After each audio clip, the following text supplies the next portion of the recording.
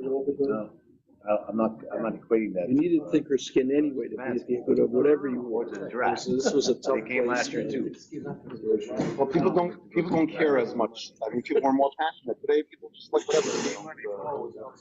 No, but there's been a much more the generation previously who had all these machlokas and it's gone away. Yeah.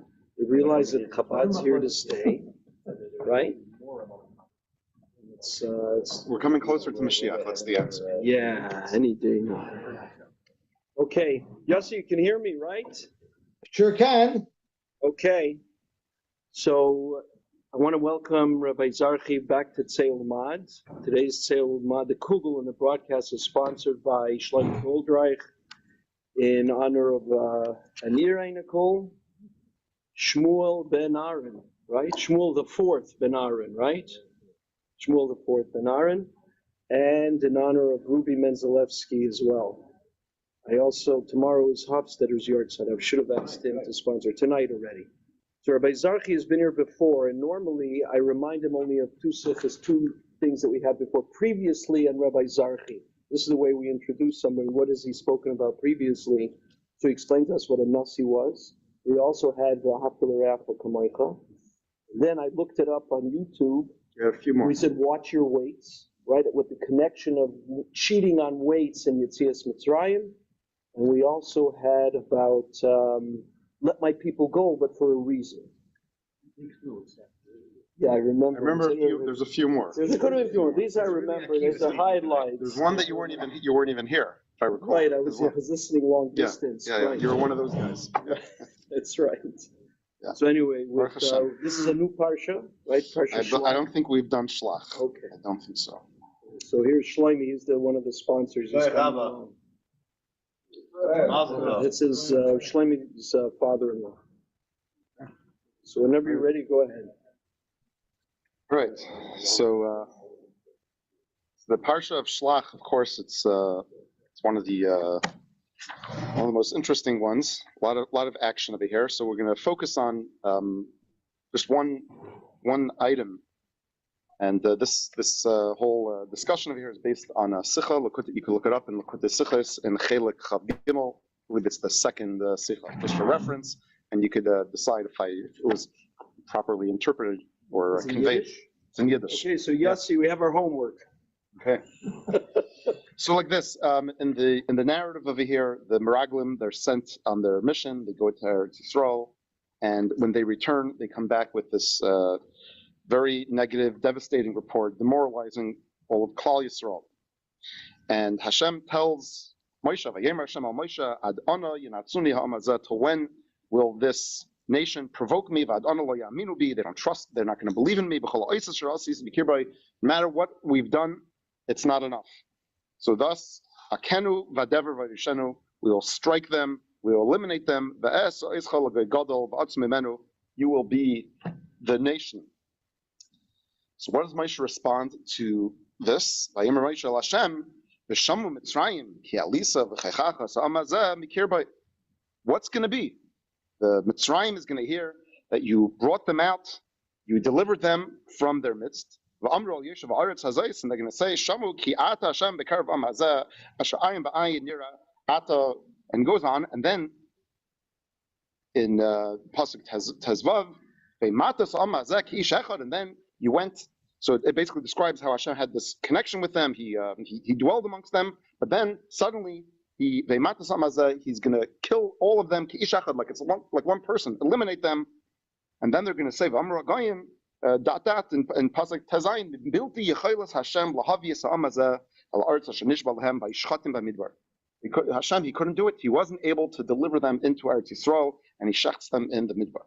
And then he goes on and continues. He says, "V'ata yigna," and ultimately Hashem says, "Salachti kidvarecha," I forgive them. But ultimately, I am not going to still let them go into Eretz Yisrael.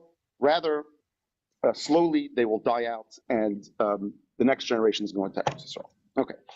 So the big question over here is, and basically the premise being that Rashi, whenever something is not understood, He comments. He gives a pirush.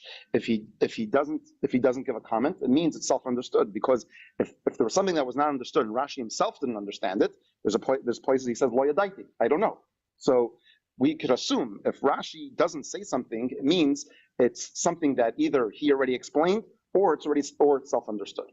So here there's a very big question that some of the Mefarshim ask, and Rashi doesn't preempt. He doesn't ask the question, and that is a very basic thing. Hashem says, I will annihilate all of Klall Yisroel. And we're talking over here about millions and millions of people. There's 600,000 between 20 and 60. You have under 60, over 60 men, then you have the women. So several million. And what is Moshe's response to that? What is Moshe's response? He doesn't say, Hashem, how can you do this? You're talking about millions and millions of people. What is Moshe's big issue? He says, V'shamu Mitzrayim, it's a PR problem. The Mitzrayim is going to say, you couldn't bring them in. In other words, the fact that we're talking about people in general, and we're talking about B'nai B'chai Yisrael, the Am Segula, we're Hashem's precious nation. Moshe Rabbeinus himself, what the Yiddin meant for them, how much he devoted himself for them. He and on. And yet, what is the big crisis? What is the big issue? How could not the tragedy, the catastrophe of a genocide, of a Holocaust of millions of Yiddin? That's Mela. What's the big issue? What are the nations going to say? What are they going to write in the newspapers? Hayitachin, this God, it's a Chil Hashem. He wasn't able to deliver on his promise.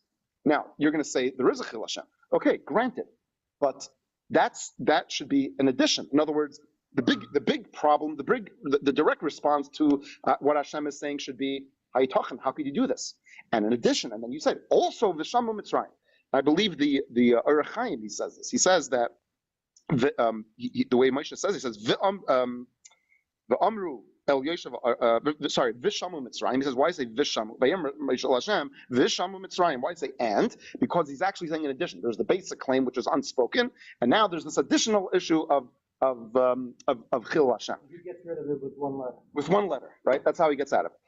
Okay, maybe, but it's not. You can't say that's Pshutei Shal Mikra because Vayemer Shal Moshe V'Shamu Mitzrayim. It's like the Iker Chasam and Asefer over here. There's other. I believe whether it's the Shlach, Al Torah. Others say that Hashem wasn't talking about all of Klall Yisroel. He was talking about just the Erev Rav. Other explanations, but Rashi definitely doesn't address this. So we must say that this very glaring question is something that is somehow self-understood. But on the other places that B'nai Yisrael, sorry. Okay, fine. So I missed that one point, and that is, and the big question is, when was the most recent case? You reminded me of that by Chet Egel, right? So over there, first he says.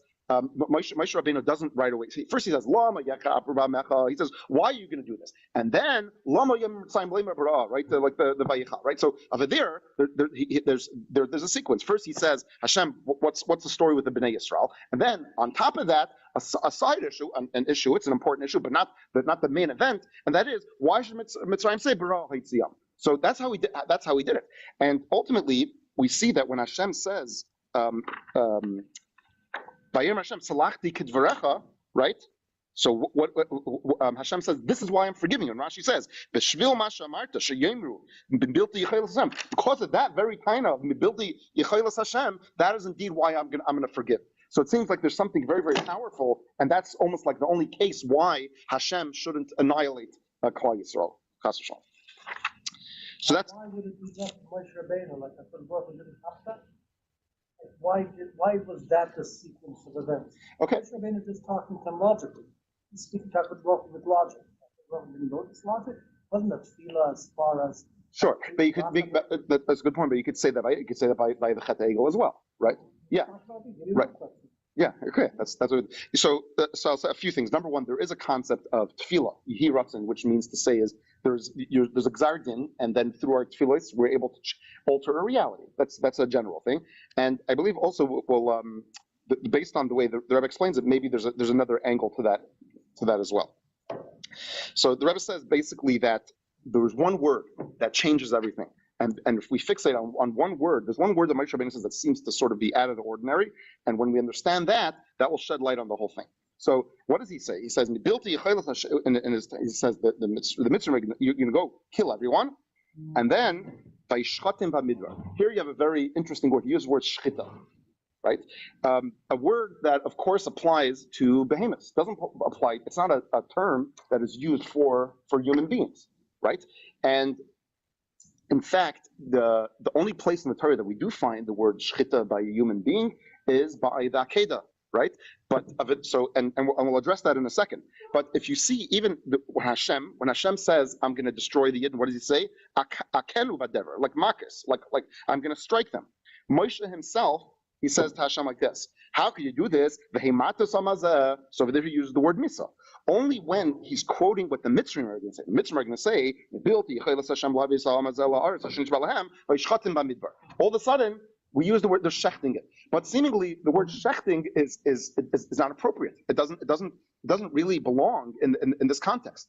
So he's exaggerating what the Mitzrayim are going to say. He knows what CNN. They're malicious. They're malicious. They're going to say the word. Yeah. Right? They're going to say massacre. Yeah. The butcher of Baghdad. Yeah, or something. Right.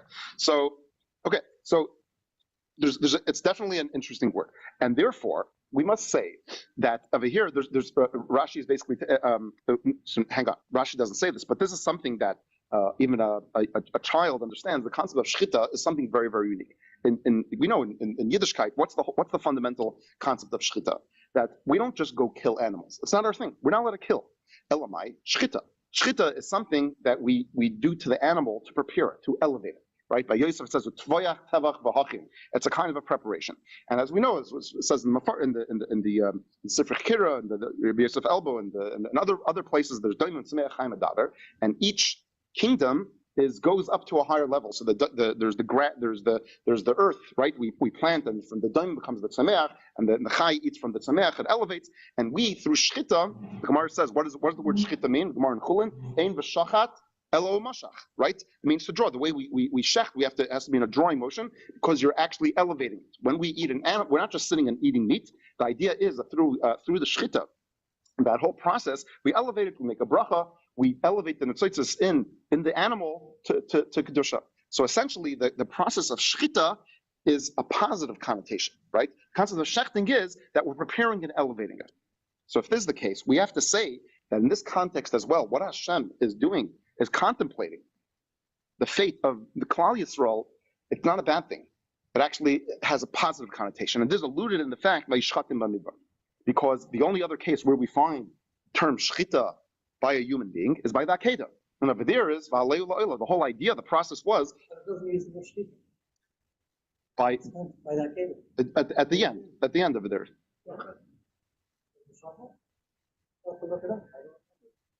I remember the Hallel Oilam.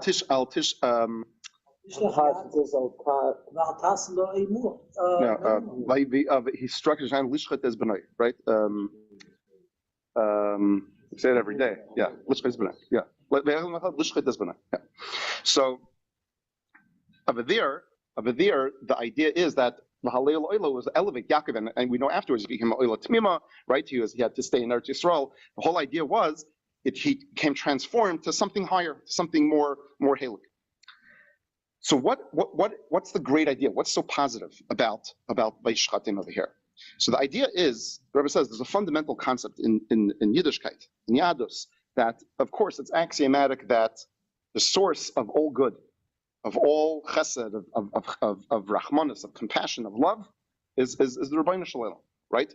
The fact that we find in this world people do chesed, they do avah, it doesn't come out of nowhere. Everything comes from Hashem. Everything's shtam. So he's tachlis hatoiv, and therefore and it follows that everything that he instructs people do in general, and Yiddin befrat, it is for their benefit.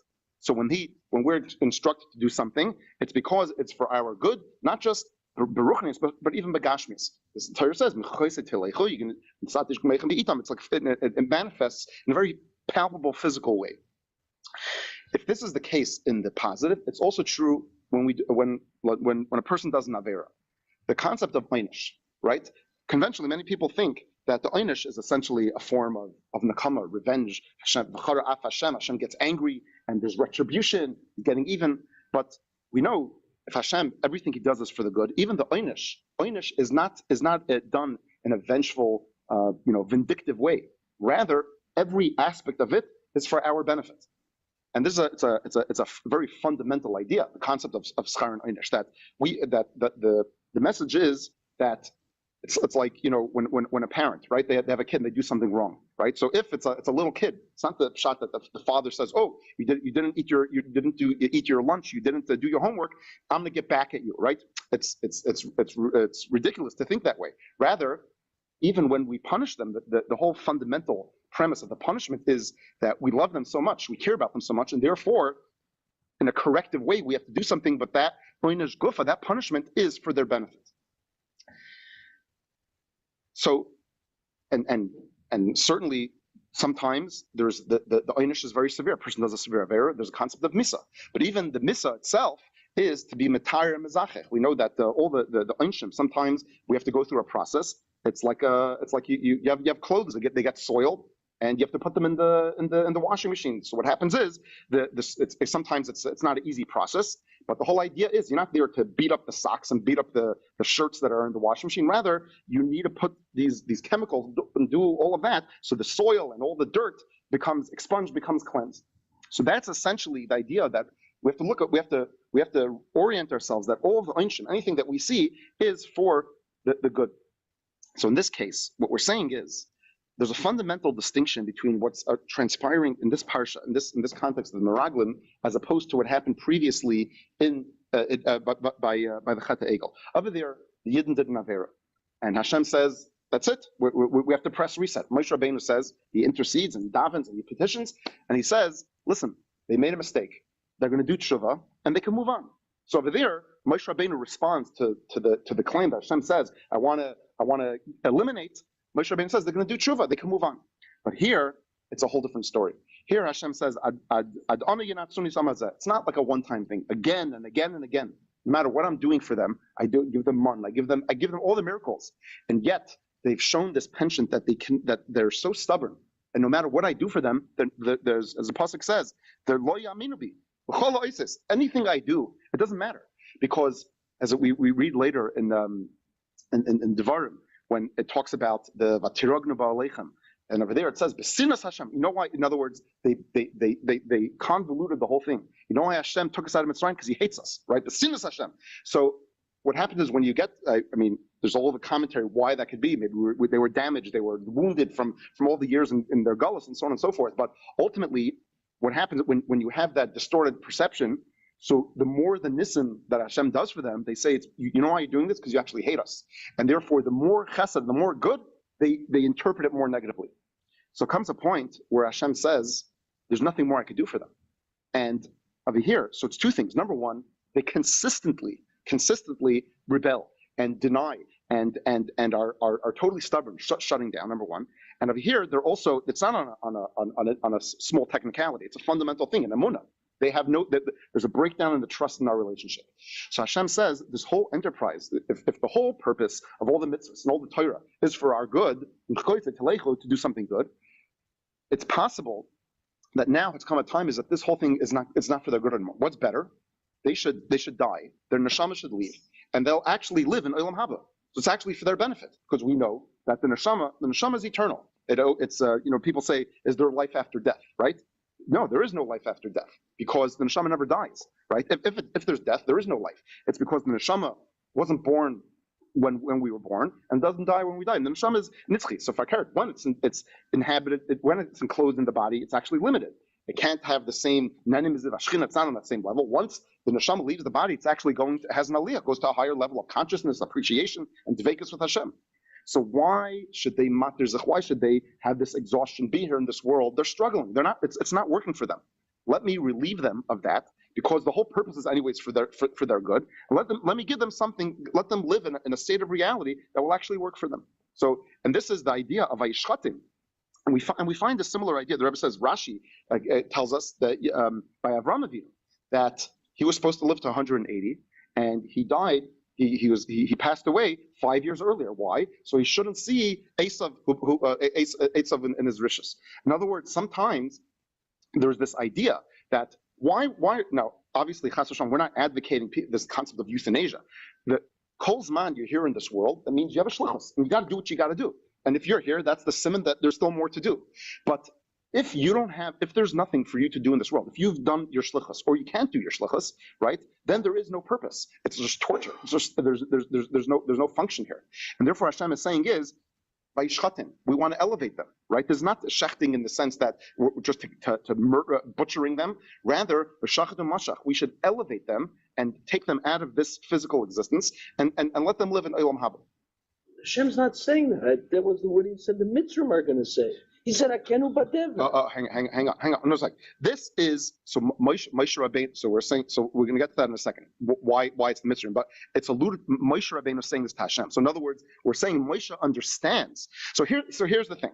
If it was merely, so in other words, if Hashem was merely angry and he's venting and I want to destroy the Yiddin, Moshe Rabbeinus could say, "Okay, Hashem, calm down. Let's think rationally. We can't do this." This is not what we're talking about. Hashem. It's not anger. Everything you're doing is for their good because you love them infinitely, like a parent loves a child. So what could Moshe Rabbeinus say? Hashem is right. He can't argue on the very concept of destroying the Bnei of Klall Yisroel, because what Hashem is saying is this setup is not working. It's best for them. L'shachat, it should go up. So what could Moshe Rabbeinu? How could he respond to this angle, to this taina? The only thing he could do is he could say like this: Hashem, the whole reason you're doing this is because there's a lack of Emunah, right? The Yiddin don't believe in you, so let's press reset. What you're going to do now is going to cause even a greater lack of Emunah. In other words, how could if your objective is that there should be that there's a lack of trust, lack of faith, but what you're going to do now is you're going to cause a lack of faith by the Oilam. They also have a job to do. They're here in this world. They have their Shav mitzvahs. So they have stuff that they have to do. Oh, so it's a good plug for that. So they have their stuff that they need to do, right? But now they're going to say, hang on, he couldn't do it. And that's going to cause a lack of faith on their part. So how could, if their whole objective was, and the impetus was because there was no betachin, there's no emunah, why, you're right now, what you're doing is going to be counterproductive. It's going to cause even a greater lack of faith in the world as well.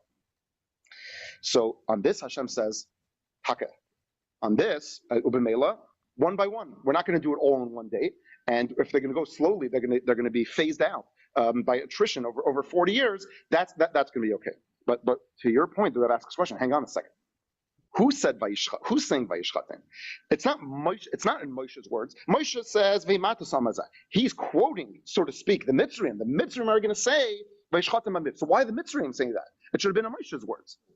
So he says, you could say maybe because, and I don't want to get too, maybe a couple minutes, but you could say maybe that's what Moshe Rabbeinus was saying, is that really the Mitzri, you're trying to do it for the good of the Yiddin, but Vayishchatim is telling us that it's not.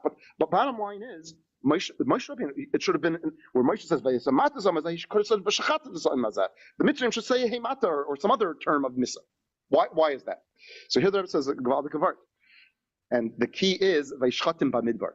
The truth is, even the Mitzrayim know that Hashem loves the Bnei Yisrael. And you see it in Moshe Rabbeinu's words. Shamu, ki ata Hashem bekar v'mazah. Hashem is in their midst. Asher ayin b'ayin nira ata v'anan chahim et alim. He's quoting all these. Hashem is with them, and He's in their midst, and a cloud goes before them. And Rashi says over here, in other words, the nations of the Umas Oilam know that Hashem loves us. And Hashem cares about us, and He's traveling with us wherever we go. So in other words, the fact that Hashem is going to kill all the Yiddin, that in itself is not going to cause a lack of faith among them. What is it going to be? It's Bamidbar. In other words, they know there was a Shavua, as it says, right? They know that Hashem promised, He gave an oath that He's going to take us into Eretz Yisrael. And therefore, the fact that if Hashem Taka wants to kill us and do it for our good, in other words, like this, the Mitzrayim actually know, the nations of the world know, whatever Hashem does for us has to be for our good, because He's with us, He's dwelling with us, He took us, did all the miracles. Hashem loves us, He's crazy about us. But if that is the case, and therefore if He kills us, it has to be for our good. But why are you killing us in the Midbar? Why don't you bring us into Eretz Yisrael and kill us there? The fact that Vayishchatim Bamidbar indicates, you know why? Taka loves them, but He's actually only killing the Midbar because He doesn't build the Yichayim. He's not able to take us. So the lack of Emunah is not the fact that He's killing us, it's the fact that He's killing us in the Midbar and not into Eretz Yisrael. So on this Hashem says, Eina Chanami, and therefore we're going to go to Plan B. Just to conclude, the Rebbe says that the gist of this whole discussion teaches us a powerful thing. This aligns with in the Masechta Sanhedrin, is Machlekes. Does the Dur HaMidbar have a chelik in Oilam Habah? Right? Rabbi Akiva says no, and Rabbi Eliezer says he says they do. He says they do come to Oilam Habah. So here, this whole idea of Yishchatim is telling us very clearly that it was a positive thing. By Yishchatim, they were elevated for Antaka, even though it took 40 years, it didn't happen right away. The plan of Yishchatim is still there, so it was for their benefit. So he says that this is true not just for the Dara Midbar. In the Mishnah, it says two things. It talks about Dara Midbar v'Klal, then talks about the Meraglim. Do the Meraglim have chelik in Oilam Habah? So Rabbi Akiva says no. Rabbi Eliezer only discusses, he says about Dara Midbar. But just, you could look up in the Sikha, but he basically says that it seems, you could say, first of all, there's the famous medrash that Moshe Rabbeinus wanted to stay with the Bnei Yisrael in the Midbar. He didn't want to get buried in Yisrael because he wanted to be with them and get up at Tchias HaMesim. Seems from the medrash and the Zohar that we agree with Rabbi Eliezer. They do have a chelik in Oilam Habah. But even the Meraglim, so over there, Rabbi Eliezer brings a pasuk. How do we know they have a chelik in Oilam Habah? Because the pasuk it says, "Isfuli chasid kar sebris." It's a parak in Tilim, parak nun. So over there, that they made a Chris's bris with Hashem. So what is it referring to? Rashi says that before Matan Torah, and the Parsha Mishpatim talks about how they made a whole covenant, a whole bris with Hashem. So who was there? The whole Dara Midbar, including the Meraglim. So if they were in the bris, so Hashem basically says, I made a bris with you, so no matter what you do, you're stuck. We're stuck in this relationship together. So the tachlis is, the Rebbe says that what does it mean? Even though just like a Chris's bris, why do we make a covenant? We make treaties even when things get rough, and even when logically the whole thing should go out the window, we stick by it. So the Meraglim, even though no matter what they did, we don't give up on them. They still have a chelik in Oilam Habah. So it's a gewaldige lesson that no matter you see people of the Meraglim and they did the catastrophic things, how you have to look at another Yid. That another Yid is it says v'yamich kulon tzadikim, and he brings the pasuk of Yeshaya. Over there, that Neitzer Matoy, Ma'aseh Yaduli Spar, every single Yid still has within them the chelik in Oilam Habah. The Yid never leaves. So even if we see something that challenges us, we always have to believe in every single one. And through this, he finishes off. That's what the nations of the world that they see in us is a gewaldige thing. Because you see right now what's going on in the world. He says, Hashem is mamish with us, and they see that. So they see that in every single Yid, not just the Heichot Tzadikim, even those that are not on that darga. Shbizoicha, the Gola Mitzvah Vashlema, the kids of Ram Sheikh Niyafar, all of them together. Gola Mitzvah Vashlema, B'meir B'meinu Mamash. So I'm supposed to know this without Rashi. So because Vayishchatim, even a kid knows that the Vayishchatim means it's something special. You're preparing the animal. So that means the fact that the Yiddin uses the term Vayishchatim, it's like it catches your eye. So the fact that Vayishchatim means that you're preparing for something better. You're elevating it. So it means that what's happening to Yiddin is something good. So that's why Moshe Rabbeinus is not going to argue on something good, right? Because Vayishchatim. So Elamai. So that's why Moshe Rabbeinus didn't like Iker Chaser and Sefer. As I think of Emunah. But there's some powerful you say this about Einish and how to look at another Yid. Shifted the entire argument, not even turns it yeah. It's just about it's like okay, let's go in. Let's go for the shita. Right, just an argument. So really, it parallels really what Amram did with change the narrative. Amram. Not with Amram. When Kalev says, "Do you think that's all that Amram did?" He moved the narrative over. Right. So Moshe Rabbeinus was taking a page out of did the same thing. Rabbi Shalom seemingly is coming after Emunah. No, he wants to kill them. Mm-hmm. Right. Right. He wants to kill them. He's not saying that they lack Emunah. What's the Rabbi Shalom's time? What the Rabbi Shalom is saying is, I have a better plan for them. We have to change yeshiva. That's what he's really exactly. This system is not working. So, in other words, you could say, struggle, motor through. Dear B'tachlim. What's if it's not working, right? So, if you don't believe that Hashem cares about us and everything's for our good, stay in the same yeshiva and gut it out. Right. But if he says, I would never put you in a place that you can't succeed, so he wants us to put them in a place where it's better for them. There's the midstream of really hurting. Some countries that do that, you can't do it. Right. They're actually the mirror, the same thing. Yeah. It's one of these parshas. It's like from every son. It's so every year. It's how did this happen? This Gdolim and then the Ksherim and Sadikim and then they can't. And, what did you eat for breakfast today? You had man, but Hashem can't bring us in. It's like, What do they think? They got convinced into. But they weren't Stam guys. These were the Rosh I know. Anshe Shem. Yeah, we discussed this often that the human nature doesn't change in thousands of years. Yeah.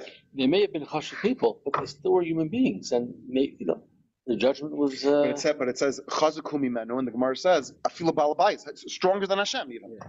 They got so caught up in their A tall, own, big, fat guy is stronger than Hashem. Could you understand it? Pshat, or is there a way Al Pshat to explain that? Yeah. Wow. All right. Shkoyach. I'm going to chew on it. I have to give it a name. You have a name for what? Shkoyach. Beautiful. Yeah, Shkoyach. Okay. If you learn the Sikha inside. Yeah, with Ha'aris, it's Myra McClain things flying all over the place over there. Like for example, this idea of going to Oilam Habah is a good thing.